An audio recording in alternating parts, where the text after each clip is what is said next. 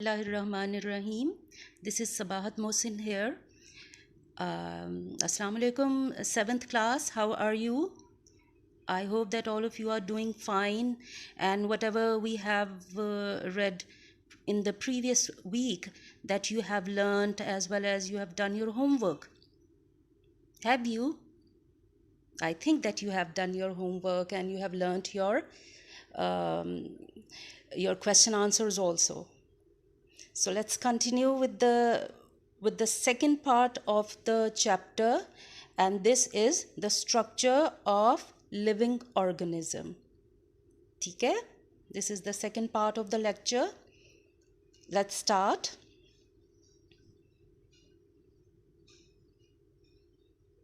So structure of animals की अगर हम बात करें, so animals की body जो है वो basically या mainly two distinct regions होते हैं उसके, and that is the head and the trunk.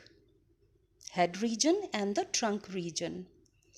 So let's come first to the head region. ठीक है? Head, as you all know, ये भी एक बहुत easier, relatively easier topic है आपके लिए. Head region is actually, this is the interior part or the upper or the front part of the body. ठीक है? Usually contains the mouth and the sensory organs. अगर हम सिर्फ अपनी ही एक ह्यूमन की एग्जांपल ले लें, तो ह्यूमन की एग्जांपल में अगर हम देखें तो हमारा जो हेड है उसमें कौन कौन सी चीज़ें आ जाती हैं. उसमें आप देखेंगे कि हमारा माउथ है, हमारे जो सेंसरी ऑर्गन्स हैं, हमारी जो मेन एक सेंसरी ऑर्गन मौजूद है, ब्रेन मौजूद है, हमारी आइज़ हैं, ईयर, नोज़ है. ठीक है? और sense of smell, sense of taste है, सेंस ऑफ हेयरिंग मौजूद है. ठीक है? सो ये तमाम चीज़ें जो हैं वो हेड में मौजूद हैं. And these sensory organs help to detect the changes in its surroundings and react accordingly. हमारे सराउंडिंग्स में जो कुछ हो रहा है उसके अकॉर्डिंगली हमारे ये जो सेंस ऑर्गन्स हैं ये पिक करते हैं जो भी कोई स्टिमुलाई होता है, स्टिमुलस होता है, और फिर उसके अकॉर्डिंगली ही रिएक्ट करते हैं. हमारी बॉडी को और हमारा जो ब्रेन है वो ऑर्डर करता है कि आपने इसके अकॉर्डिंगली ही रिएक्ट करना है. ठीक है? So this is the head portion. As you can see, scalp है, स्कल है, हमारे मेन सेंसरी ऑर्गन्स मौजूद हैं. ठीक है? Now let's come to the trunk region. Trunk region is actually the posterior or the lower part of the body. ठीक है? Head हमारा इंटीरियर या अपर या फ्रंट पार्ट है और ट्रंक हमारा पोस्टीरियर या लोअर पार्ट है. ठीक है? And which contain all the important organs and systems of the body. It also includes the limbs. Limbs means हमारे जो आर्म्स और लेग्स हैं which enable the animal to move. ये देखिए इस डायग्राम में मैंने ट्रंक को थोड़ा सा डिफाइन करने की कोशिश की है कि अपर ट्रंक है, देन मिडल ट्रंक है एंड देन लोअर ट्रंक है, जिसमें थोरेसिक ट्रंक हो गई, और इसके अलावा हमारी एब्डोमिनल ट्रंक है और बॉटम ऑफ द ट्रंक है. आप यहाँ पे देखेंगे तो हमारे जो मेन पार्ट्स हैं, हमारे मुख्तलिफ़ किस्म के जो सिस्टम्स हैं वो मौजूद हैं. ठीक है? लाइक हमारा हार्ट मौजूद है, हमारे रेस्पिरेटरी सिस्टम है जिसमें हमारे लंग्स आ जाते हैं, हमारा डाइजेस्टिव सिस्टम मौजूद है जिसमें स्टमक है, जिसमें इंटेस्टाइन्स हैं, हमारे एक्सक्रीटरी सिस्टम्स आ जाते हैं जिसमें हमारी किडनी मौजूद है, हमारे और मुख्तलिफ रीनल स्ट्रक्चर मौजूद है. ठीक है? So this is the trunk reason. What is this? This is trunk region. And now if we talk about the structure of the animals, we usually talk about the skeleton. ठीक है? हमारी जो animals body है वो बड़ी soft और elastic होती है और उनको एक ख़ास किस्म का हार्ड स्ट्रक्चर चाहिए होता है ताकि वो उस सॉफ्ट टिश्यू को और सॉफ्ट बॉडी को सपोर्ट कर सके. और बहुत से ऐसे एनिमल्स होते हैं जिनमें ये सपोर्ट सिस्टम उस तरह का नहीं होता है, जैसे कि जेलीफिश है. ठीक है? but usually animals or organisms do have a skeletal system जो कि मुख्तलिफ तरह का होता है. So what is a skeleton? The hard material which support and gives shape to the body of an animal is called the skeleton. ठीक है. Let's see कि कितनी तरह के skeleton types मौजूद हैं. These are the different skeletons that usually different organisms have. So types of skeleton, those are number 1, hydrostatic skeleton, exoskeleton and endoskeleton. ठीक है. थोड़ा सा इस पिक्चर में भी आपको क्लियर हो रहा होगा कि एंडोस्केलेटन किस तरह का है, एक्सोस्केलेटन किस तरह के ऑर्गेनिजम्स में हो सकता है, और हाइड्रोस्टैटिक स्केलेटन जो है वो किस तरह के ऑर्गेनिजम्स में हो सकता है. इसको थोड़ा सा अभी हम एक्सप्लेन करेंगे. ठीक है. ये देखते हैं आप ना. देखिए, first one is the hydrostatic skeleton. ये मैंने एक वर्म की पिक्चर जो है यहाँ पे शो की हुई है, और आप इसमें देखेंगे कि राइट साइड पे उसका हेड है और लेफ़्ट साइड पे उसकी टेल मौजूद है. और ये जो होता है हाइड्रोस्टैटिक स्केलेटन, इसके अंदर एक्चुअली लिक्विड प्रेजेंट होता है, एक तरह का फ्लूइड प्रेजेंट होता है जिसके प्रेशर से वो बॉडी जो है वो आगे या पीछे मूव करती है, और इसके अंदर बहुत सा मस्कुलर एनर्जी जो होती है वो रिक्वायर होती है. आप देखेंगे कि वो जो लिक्विड है पहले टेल में था और फिर वो उसके सेंटर में आया, और फिर जब आगे उसके हेड में गया तो हेड जो है वो थोड़ा सा आगे को स्ट्रेच हुआ, और जो ऑर्गेनिज्म है या जो वर्म है वो आगे को मूव किया. ठीक है. थोड़ा सा ये मैंने ईजियर लैंग्वेज में, ईजियर वर्ड्स में आपको समझाया है कि हाइड्रोस्टैटिक स्केलेटन उसमें क्या मैकेनिज्म होता है. ठीक है. So hydrostatic skeletons, some soft-bodied animals like earthworms and caterpillars do not have hard skeletons. Their bodies are supported by a liquid which is present in the cells and in the spaces between them. This type of skeleton is called a hydrostatic skeleton. इसको हम hydroskeleton भी कह सकते हैं. ठीक है. और इसके लिए बॉडी के अंदर मुख्तलिफ कैविटीज़ या स्पेसेस होती हैं जिसके अंदर फ्लूइड प्रेजेंट होता है. ठीक है. क्लियर है. Next type of skeleton is the exoskeleton. Exoskeletons mostly insects में यानी आर्थ्रोपोड्स में पाया जाता है, और ये दो तरह के इसमें मटेरियल मौजूद होता है. आपकी बुक में सिर्फ एक ही दिया गया है, लेकिन ये चलें आपके लिए थोड़ा सा एक एक्स्ट्रा पॉइंट है, एक्स्ट्रा नॉलेज है. ये मटेरियल जो है ये काइटिन मटेरियल भी हो सकता है और कैल्शियम कार्बोनेट मटेरियल भी हो सकता है. जो इसका आउटर जो स्केलेटन है, मैं उस मटेरियल की बात कर रही हूँ. ठीक है. An exoskeleton is found in most invertebrates. The bodies of insects are covered by a hard, tough skin or cuticle.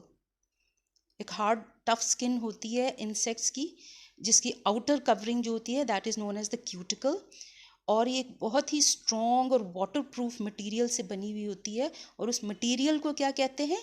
Chitin. ठीक है. Outer covering is known as cuticle, और वो किस मटीरियल से बनी होती है? That is the chitin.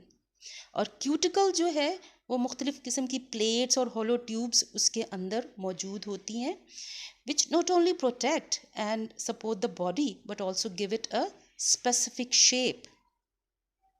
ठीक है. Movement is brought about by muscles which are attached to the inside of the exoskeleton. Clear? So different colors of the exoskeleton help the animal to hide from predators and also to attract its mate.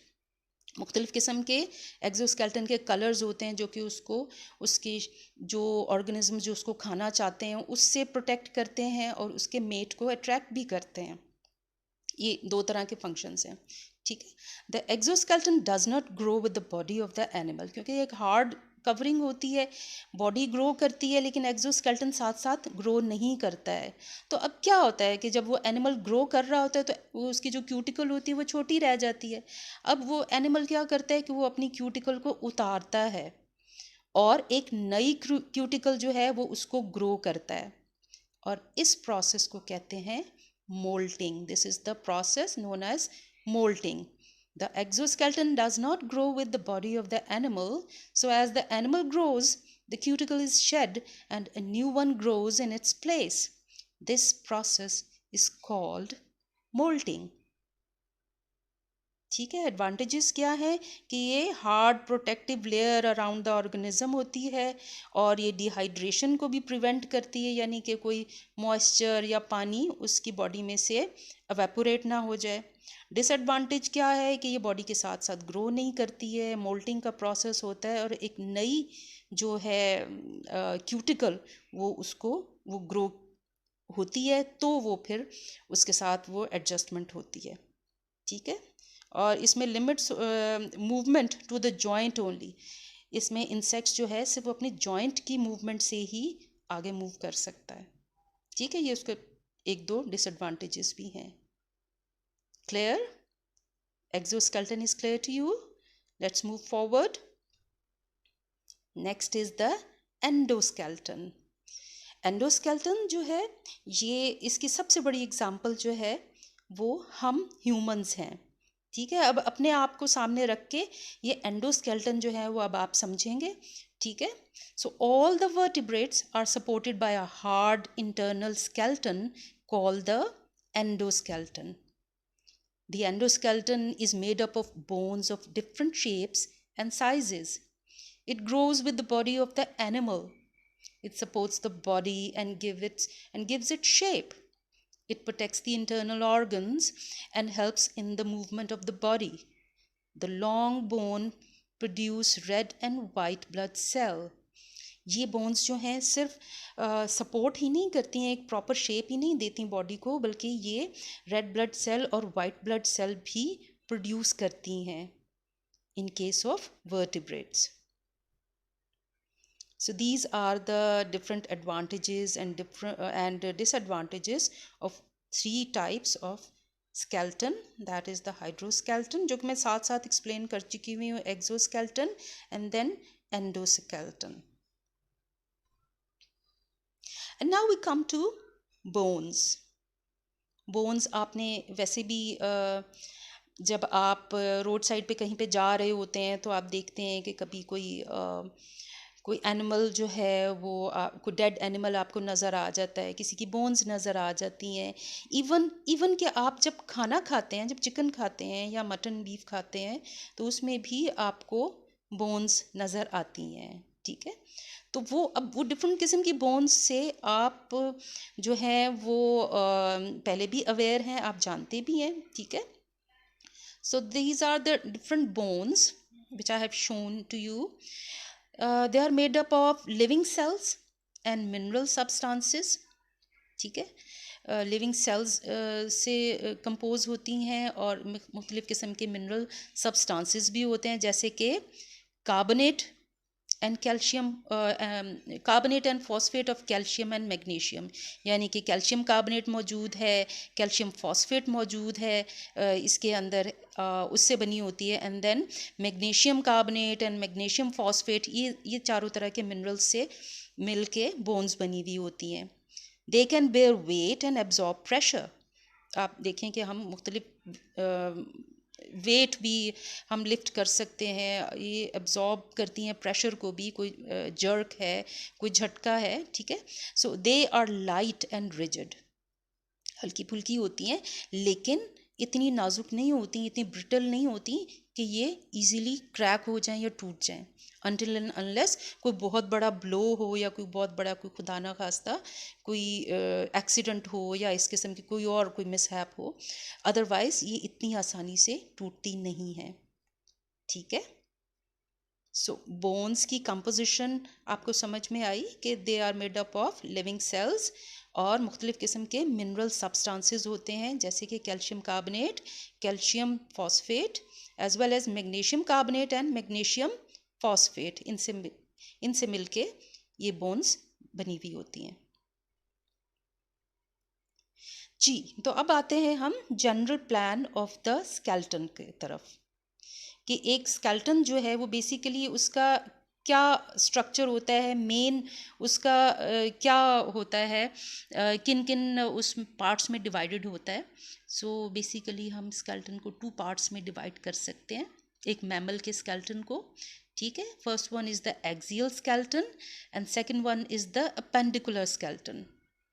Axial skeleton जो होता है ये आपका main या basic आप कह सकते हैं स्केलेटन होता है, ठीक है, जिसमें आपकी रिब्स होती हैं, आपका ये मेन जो रिब केज होती है, ये सारा वर्टिब्रल कॉलम होता है, ये एक्सियल स्केलेटन में आता है। जबकि अपेंडिकुलर स्केलेटन जो है ये इसमें तमाम जो लिम्ब्स होते हैं और एक्सियल स्केलेटन से के साथ अटैच हमारे जो मुख्तलिफ़ किस्म के और जैसे आर्म्स, लेग्स, शोल्डर्स वगैरह हो गए, ये हमारे अपेंडिकुलर स्केलेटन में कंसिडर किए जाते हैं। So the axial skeleton forms the main axis of the body, the skull, the vertebral column, and that is the backbone, and the rib cage form the axial skeleton.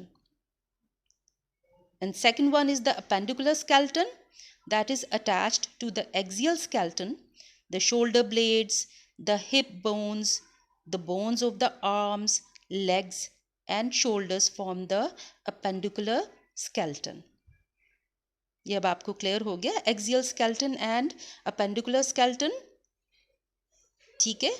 सो आप समझ लें कि हमारा जो ट्रंक रीजन है ना, that is the axial skeleton, और उसके साथ अटैच हमारे जो डिफरेंट लिम्स हैं, those are the appendicular skeleton. Clear हो गया अब आपको ये difference? Okay, let's move forward. जी, अगर हम बोन्स की बात करते हैं, अपने स्केलेटन की बात करते हैं, 3 टाइप्स ऑफ स्केलेटन्स की बात करते हैं, और उसके तो फिर हम उस जॉइंट्स की भी बात करते हैं कि जहाँ पे एक बोन जो है वो दूसरे बोन से अटैच हो रही होती है, ठीक है। The place where 2 bones meet is called a joint, ठीक है, जहाँ पे 2 बोन्स जो हैं वो एक दूसरे से मीट कर रही होती हैं, that point is known as joint, ठीक है, जिसको हम उर्दू में जोड़ कहते हैं, ठीक है। So bones are attach to each other by tough fibres called ligament. 2 bones एक दूसरे से अटैच होती हैं किस एक स्ट्रॉन्ग फाइबर्स से, जिसको हम क्या कहेंगे, लिगामेंट, ठीक है। बहुत एक स्ट्रॉन्ग फाइबर लाइक स्ट्रक्चर होता है जिसको लिगामेंट कहते हैं। एंड देन सॉफ्ट बोन और cartilage cover the end of the bones. जो भी बोन्स होती हैं उसका जो एंड होता है वो सॉफ्ट बोन के साथ उसकी एक कवरिंग होती है। आम तौर पे हम वो वाइट बोन हम देखते हैं, जिसको हम आम लैंग्वेज में वाइट बोन कहते हैं, वो एक्चुअली बोन की का जो एंड होता है उसको कवर कर रही होती है। And a fluid called synovial fluid is present in the space where 2 bones rub against each other. और उस जॉइंट में जहाँ पे एक बोन दूसरे बोन के साथ रब कर रही होती है या अटैच होती है, वहाँ पे वो जो स्पेस होती है वहाँ पे एक तरह का फ्लूइड भी मौजूद होता है जिसको साइनोवियल फ्लूइड कहते हैं, ठीक है। A joint is enclosed in a tough membrane called a capsule. एक जॉइंट जो है वो एक ख़ास तरह की एक टफ सी झिल्ली के अंदर मौजूद होता है जिसको हम कैप्सूल कहते हैं। क्या कहते हैं? Capsule. And muscles are attached to bones by strong non elastic fibres called tendons. जबकि बोन्स के साथ मसल्स जो होते हैं वो अटैच होते हैं, जो कि बहुत स्ट्रॉन्ग नॉन इलास्टिक फाइबर होता है जिसको हम टेंडन कहते हैं। सो ये 3-4 तरह के आपके कॉन्सेप्ट्स जो हैं मुख्तलिफ, ये 3-4 तरह की टर्मिनोलॉजीज़ आपको अब ये आपके लिए नई हैं, क्योंकि जॉइंट तो आप इससे पहले जानते हैं। जॉइंट क्या होता है? जहाँ पे 2 बोन्स मीट करती हैं और 2 बोन्स एक दूसरे के साथ किस तरह अटैच होती हैं, that is by a strong tough fibre called ligament, ठीक है।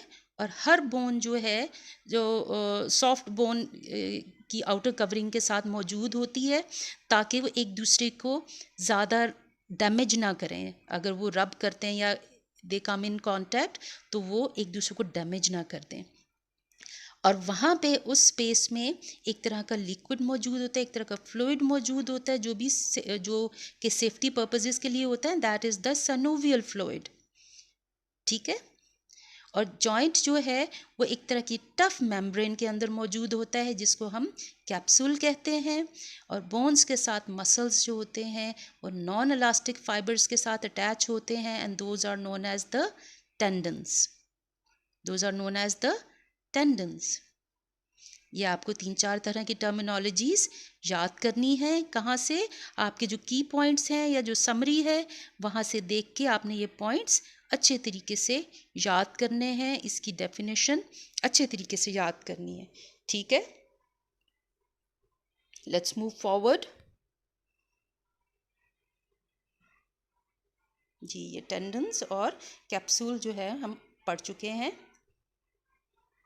ये मैंने एक डायग्राम जो है ये लेके आई हूँ, और इसमें देखिए आपके बहुत ज़्यादा क्लियर होगा। इसमें कॉन्सेप्ट जो है, जो हमने लिगामेंट पढ़ा है, और इसके अलावा टेंडन, ये जो पिंक कलर के, लाइट पिंक कलर के जो मौजूद हैं, जो मसल्स को बोन के साथ अटैच कर रहे हैं, दोज आर द टेंडन्स। और बोन बिल्कुल जो लाइट ब्लू कलर की जो मेम्ब्रेन मौजूद है, जो एक बोन से दूसरे बोन के बीच में मौजूद है, that is actually the capsule. ठीक है, जॉइंट कैप्सूल मौजूद है। और इसके अलावा लिगामेंट्स जो हैं ये भी लाइट पिंक कलर के टेंडन के अंदर मौजूद हैं। अगर आप ये राइट साइड पे देखें तो लिगामेंट्स मौजूद हैं, जो एक बोन को दूसरे बोन के साथ अटैच कर रहे हैं। इस डायग्राम से आई होप कि आपको ये तीनों चारों कॉन्सेप्ट्स जो हैं वो क्लियर हो जाएंगे।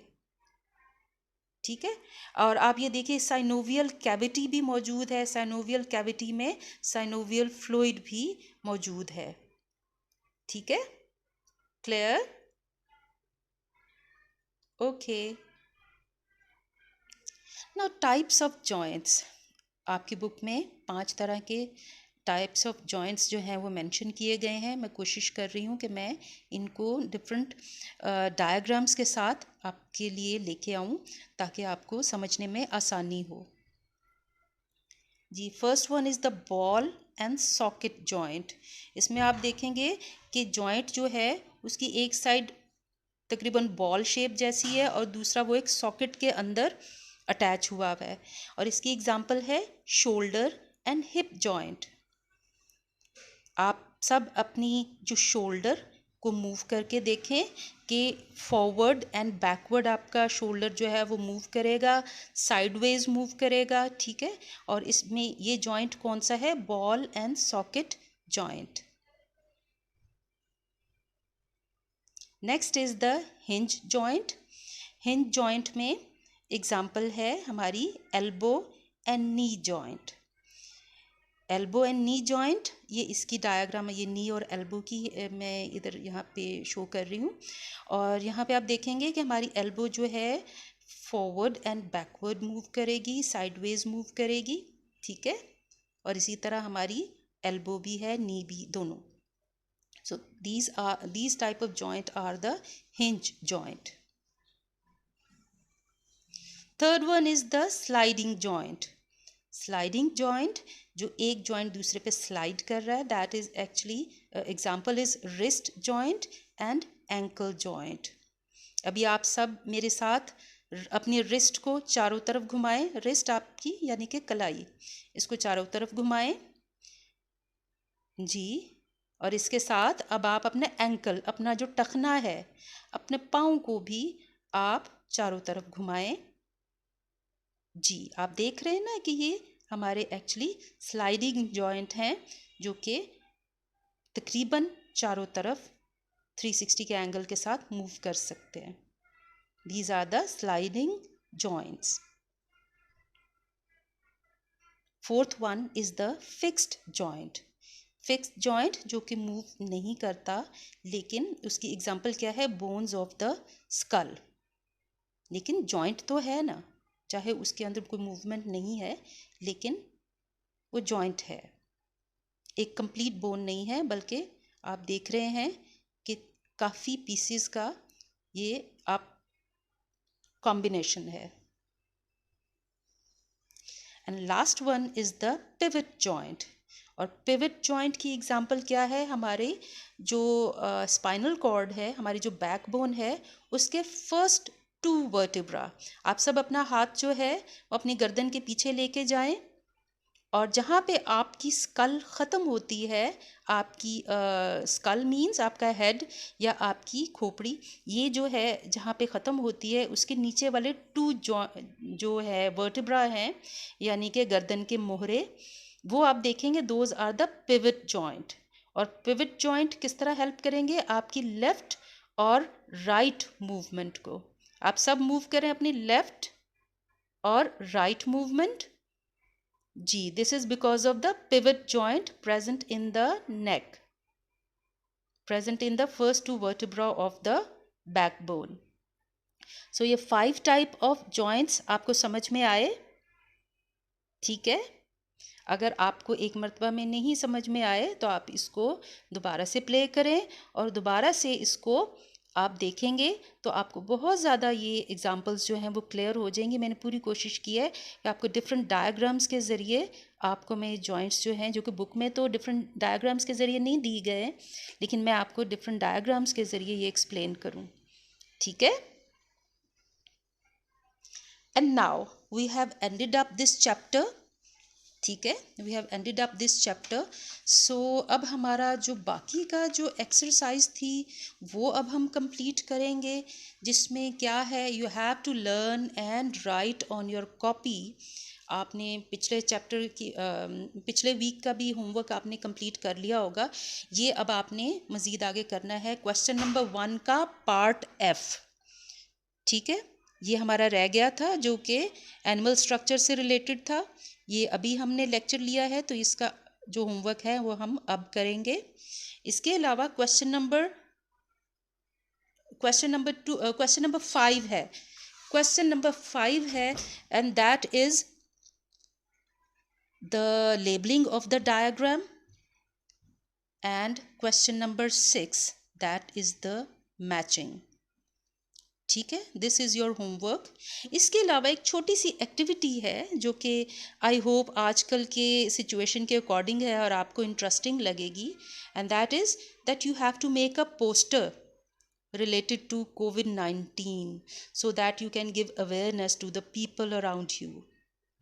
आप एक कंप्यूटर पेपर लें, कलर्ड पेपर लें, कोशिश करें कि लाइट कलर पेपर हो, और उसके ऊपर आप एक पोस्टर बनाएं। उस पर आपकी अपनी मर्ज़ी है आप किस तरीके से प्रेजेंट करते हैं कोविड-19 के बारे में।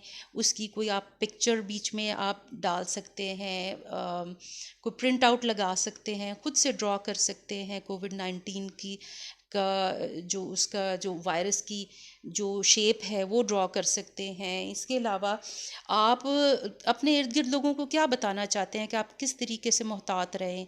आप उनको कह सकते हैं कि wash your hands several times a day for 20 seconds. आप उनको ये कह सकते हैं कि कीप 2 मीटर डिस्टेंस, और इसके अलावा सोशल डिस्टेंसिंग करें, मास्क इस्तेमाल करें। आप एक और चीज़ भी इसमें ये ऐड कर सकते हैं कि मास्क का प्रॉपर यूज़ हम किस तरीके से कर सकते हैं। बहुत से लोग जो हैं वो मास्क गलत तरीके से पहनते हैं, तो आप उनको सही तरीके से पहनने का मशवरा भी दे सकते हैं। तो आप एक पोस्टर बनाइए, ठीक है, और उसके ऊपर बड़ी कलरफुल सी एक्टिविटी बनाएं, और फिर देखते हैं कि हम उसको किस तरीके से एवेलुएट करते हैं। इंशाल्लाह ताला मैं आपको ग्रेड्स भी दूंगी, और देखूंगी कि किस तरीके से कौन किसकी प्रेजेंटेशन जो है वो सबसे अच्छी है, ठीक है। सो टिल नेक्स्ट वीक आप अपना ये होमवर्क कीजिए, ये एक्टिविटी कीजिए। मैं इसके साथ कुछ रेलेवेंट वीडियोस भी भेज रही हूँ, वो भी आप देखें। That will help you understand the given topic. और इंशाल्लाह ताला जब आप ये लर्न भी करेंगे तो इंशाल्लाह ताला कोई हम टेस्ट वगैरह भी लेंगे। Till then take care of yourself. अल्लाह हाफिज़।